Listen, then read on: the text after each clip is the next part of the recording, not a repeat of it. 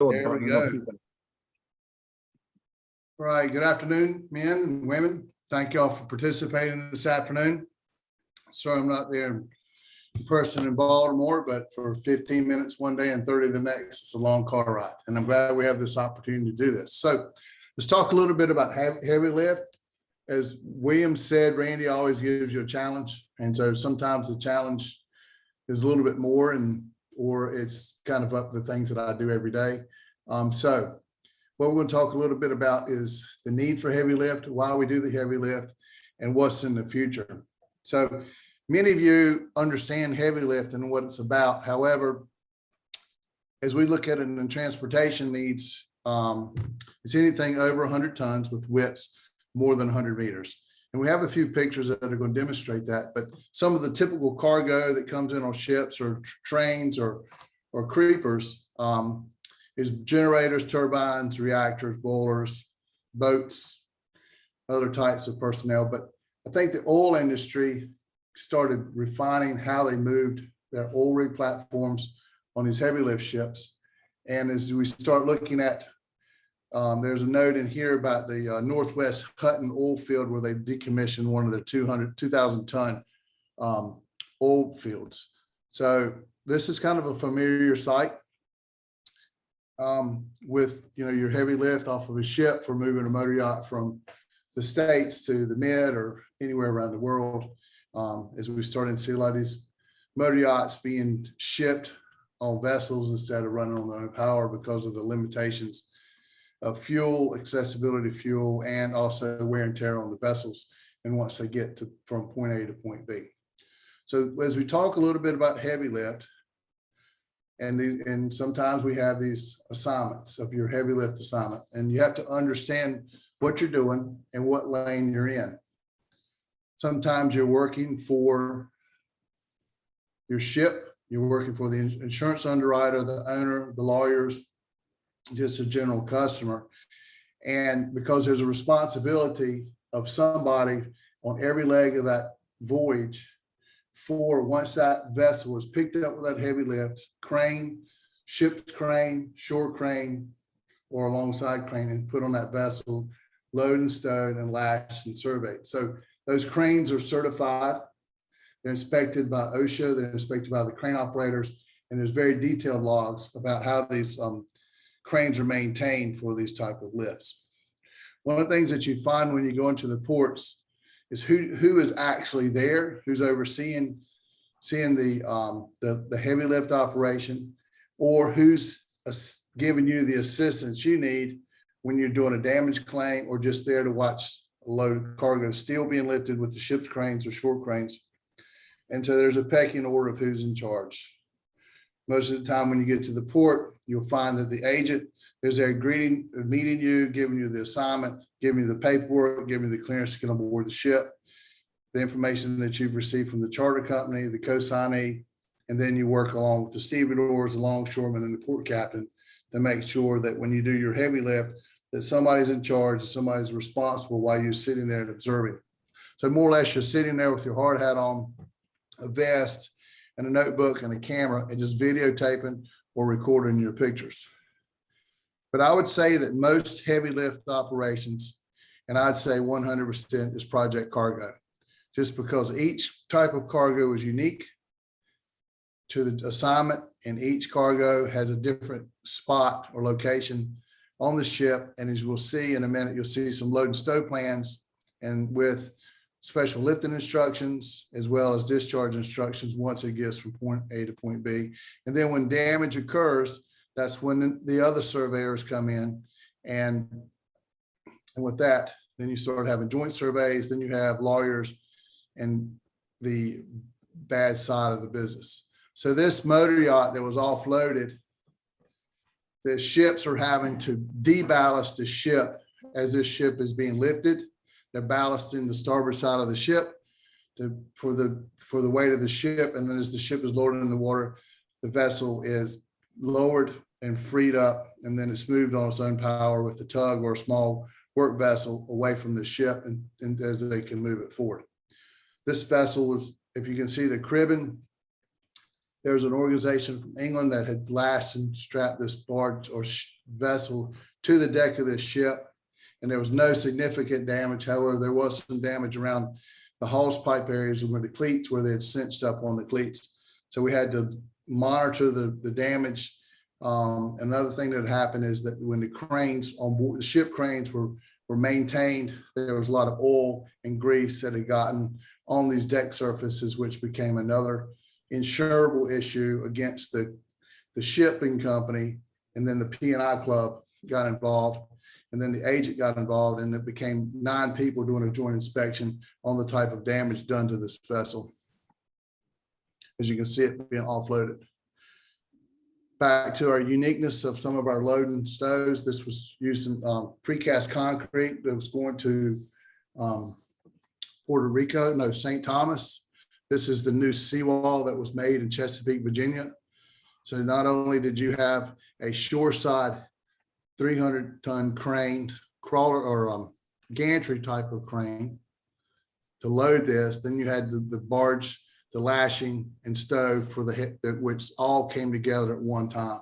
So you had to have a suitable tug to tow the barge, but you also had to have a shoreside crane that could load this barge, load it and not damage the barge, as well as anyone get hurt with that. Here's some of the unique panels that were going to Puerto Rico also. Some retaining walls, some special cribbing for the load and stow, and you can see the crane that was used to load this barge. Same facility in another location, the straddle cranes, well, they're friends. These blocks are 40,000-pound blocks, and they're just moving up and down the shoreline, 2 lifts at a time for loading these 150-foot to 200-foot barges. This project was going to Boston, Massachusetts. These are I-beams or girders, which we're seeing more and more of with all the new bridge construction. Same facility. These girders are a little bit unique. They're about 150 to 160 feet long. They're about 5 foot tall. And as these were going to New York City, but they break the flanges off when the crane is and the barge is not stable, and they'll break the flange as the loading goes down. I thought I had a picture of the whole lift operation, but they're not. And back to the same type of steel. Here's a load and stow plan. So whoever does the load master with the heavy lift, they're taking the blocks, loading the barge. This is the barge, and they're loading it in the way so the barge is not out. It tries to remain level at all times, because if you get a barge that's leaning or listing to port or starboard, or is raised from bow to stern, it makes taking the blocks and discharging the blocks off of these cranes, because of the lift points, because the blocks are level and they're setting down, and then you get issues with your manpower, moving the blocks around and overstress them, causing foot injuries and hand injuries, which I think is pretty significant, trying to maintain the health of the employees. This is the ship stow plan, in which we saw the 125-foot motor yacht on. This is how it's loaded. There are several vessels in the bow of this vessel that had been damaged during a North Atlantic crossing prior to the Fort Lauderdale boat show. And so these boats had to be detailed and managed. Fiberglass repair to 2 of them. And that was as we move forward. And then, so when you're sitting here and doing these heavy lift operations, there's always time to go eat. As you can see, I found a nice grilled cheese sandwich and some crab soup. And then when we got back to work, then all of a sudden we had to go deal with damage. So this was on a different type of damage. This was on a wind turbine tube that came into the Port of Morehead City, in which the P&I club appointed me to do the assignment, work with the local surveyor and there was 2 other surveyors on the job. And as you can see, you have to do your preliminary reports. It's just like every other report. There's always something to type up and always a picture that you have to take. What happened here, and we'll get to this. These are the components of the survey, the master's opinion. This was the statement from the master of the ship. It says the opinion was that the shackle was not properly made fast, causing the shackle connection to point of fail. allowing the sling to slip. The captain reported estimated weight of 54,000 pounds. And that's from the shore crane or the ship's crane as they offloaded this in Moorhead so they could unload rubber on a pack line ship for that. So you see you just get all their opinions of the witnesses that were there. And then when we met with the stevedore, it was a nighttime supervisor, but of course the damaged sling was not available to see what happened for that. And then we get down to the observations. We follow up with the pictures, and then this is the surveyor's opinion. So not only do you have to get the opinion from that, so whatever happens underneath of that crane, whether it's a strap or pin, they're the witnesses that were on site. And then during the inspection, this is your opinion that, and if you're not familiar with straps, this is one of those jobs that you pass off to your friend who is familiar with this. So this is the ship that the turbine tube came off of. This is how they're racked up. They're made in cradles, secured, last and secured on a plan. Here's your stowage plan. It talks about what has to be removed so they can access the forward voids, the forward holes. As you can see in this drawing, you got the holes, what turbine tubes you had to be removed. Here's the yard mule for moving the turbines around for storage. And this is what happens when the turbine dropped and slipped. This mule was crushed and the trailer bolts were snapped off. Let's see here. We'll get to that in just 1 minute. There, if you see that, you can see some of the bolts in the picture on the right, which were sheared off and the plates were twisted. Here we go. There are the bolts that were sheared holding together. Now, this was a homemade trailer that the Port of North Carolina put together, but they had certified it to move as storage units for these turbines when the turbine tubes or as they were moving it. Let's get here. Here's the damage that happened when they dropped it to the ground. You can see the end of it was crushed and it was moved. You can see the end. This is the inside of the wind turbine. This is as it was sitting on the other yard trailer being moved. Here's the strap in the concrete that was broken. Get over here to shackles. This is how they had it rigged. As you can see in this picture, the lines, the rigger shackles instead of bolt shackles. And we're going to see here's the culprit. So when the stevedores or the riggers rigged this up, they never did tighten that bolt or the thread of the pin into the shackle. So as the 17-ton shackle was when the two soft lines for the straps picked this up and it was secured together with this, it picked up, and as it came off of the ship, the shackle stretched and pulled and failed. Pretty significant. Here's from the ship, the detailing how the master and the metro ports had determined how to offload these tubes. So having it documented, here's the lift. This was the second tube that was being lifted off the ship when I was there.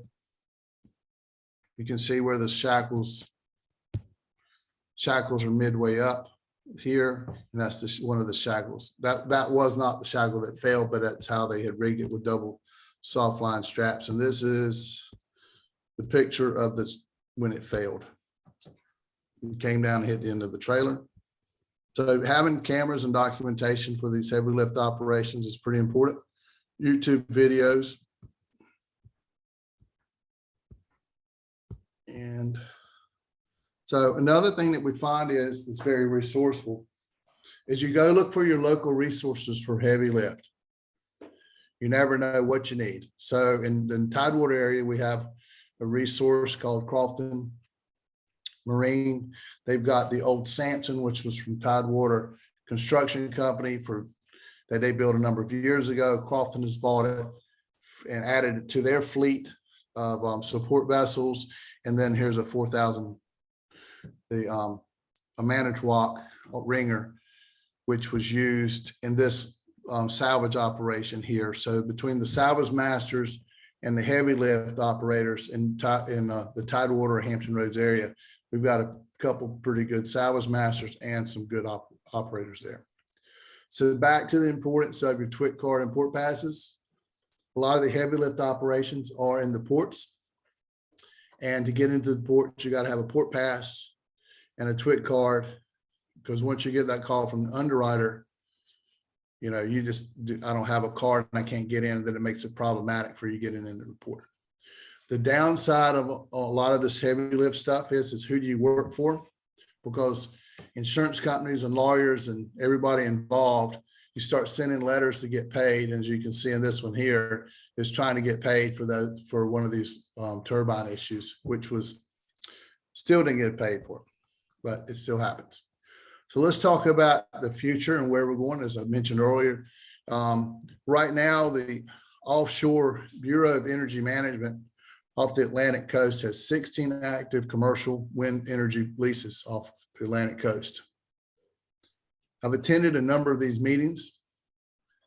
There's several companies that are really getting engaged in this. Like Ørsted is one, Dominion Power,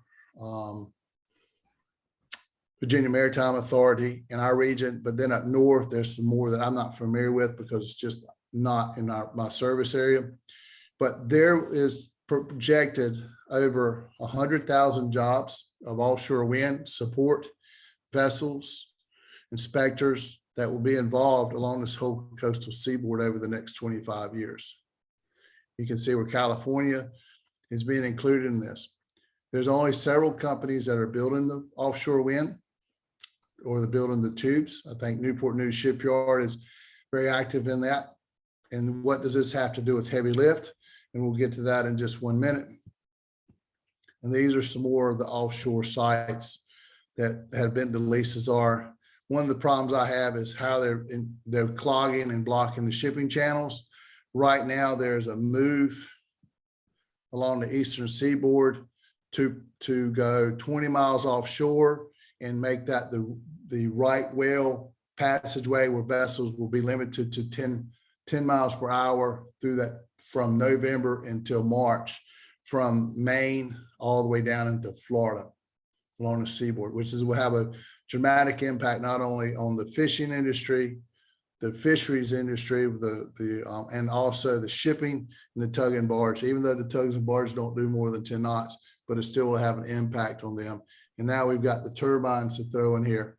So I think that's going to be something that's going to be challenging. But here's the New York Bight. That's what's being proposed there. This is around the east end of Long Island Sound, Rhode Island, Block Island. I think that's all of Cape Wind. I think that's what they're doing there. Here are the North Carolina sites. One is on the state line, then below Wilmington, Cape Fear. And then you've got the Virginia, a little better there view for where we are. So some of the things that we've talked about, there was a project that came to Elizabeth City, I'd say 25 years ago, called cargo lifters. And one of the proposals was using a helium balloon, lifting up generators and power plants or structures that were hard to move by truck or dollies into facilities, which they were going to lift with cranes with carbon fiber backbones and helium and lift it up and be able to float it on site in these locations. The German company still has modified that, and I guess they've done a better job with the helium, but with the helium, you got to have ballast waters. And so there were some issues at that time 25 years ago, but it seems to me like this lighter than air heavy lift operation is coming back to life.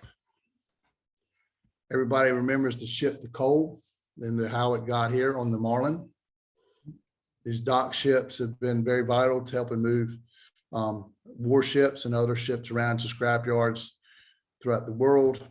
And here's another one with looks like a paddle boat and looks like a wire, subfloor wire laying vessel there on a dockwise ship. And then there's a Menhaden boat on the other end. And then as we transport, now we're moving from trailers to other type of heavy lift like dollies with 100 wheels, 100 tires that can move these nacelles for wind turbines into the job sites. Also, these specialized trailers for moving the 120 to 150 foot wind turbine blades and barges that are moving up and down the waterways with these products and the ships that are coming in. So as you can see, these pictures here, the Port of Charleston, just like every other port in the United States, they're getting ready for these Panamax ships. We're still using these dock ships there. And then here's offshore wind, even though this is a land-based wind with these cranes, the turbine blades, but these turbines are going to be over 600 or 700 feet with the blades about 150 feet long. And there'll be an infrastructure of on site off of Dominion site in Virginia. They will have 40 to 50 people living in a city out there and maintaining these facilities every day, even though they say there's no impact, but there is. And then this talks a little bit about the type of heavy lift cranes, cranes, what their purposes are. And every crane has its own uniqueness. And I've seen some of these cranes lately, and they're just massive. And you just think about how many miles of wire that they use. Liebherr crane has gone into the marketplace and is making their own wire, which is very corrosive resistant, because they wanted the consistency and the high quality of the wire, not only for all their wires, but all their equipment. So they've become very vertical. And that's what we're seeing. And these are some of the offshore wind market cranes here. And then here's some of the prototype jack-up barges for wind turbines. There's only 4, I think, offshore wind ships that can drive pylons in the bottom, and they're all non-Jones Act vessels. So from what I understand is as these vessels come into American waters, they will not be allowed to come into port. So all the support vessels, as I said earlier, will be coming from Hampton Roads, Cape Fear, New York City, out of the New Jersey area, Eastern Long Island Sound, South Carolina, to support this offshore East Coast wind energy marketplace. But as you can see, these are pretty massive platforms. The ships are huge. They're all on stabilization, stabilized power. This is the most recent ship that Liebherr, I did not get the name of it, but Liebherr just finished building this ship for the wind industry. I think there's a couple companies on Chesapeake Bay now that are building the support vessels for the offshore wind. And I think the Dominion has one small vessel to do that. So they're getting ramped up. I think they're 2 years before they start production, in which the ocean is going to be shut down in this 122,000 acres of offshore wind. And these are just the heavy lift type of cranes that are going to be used. And then we start looking at the creepers for going around in these yards, moving these nacelles, the tubes around. And these are just different types of carriers that we're seeing. I haven't seen but a couple of these out there in the field. But Mike, that's about it on heavy lift. I mean, we could have gotten a little bit more into it. It's kind of like what John says, once you start, you'd rather have a little bit more of a platform. But I think the one is you got to figure out, make sure that all your sometimes you go to these sites, there's going to be a safety meeting. The officer on the deck or the captain of port or whoever you're working for will make sure you have a safety meeting prior to you going to work. I know that some of the ships and stuff have their own safety network, and they don't like calling the ambulance because that becomes not good for them or the insurance companies. So Mike, if there's any questions, I'll be glad to help out. Hopefully you can see it. Thanks, Lloyd. Great topic and well presented. Any questions for Lloyd?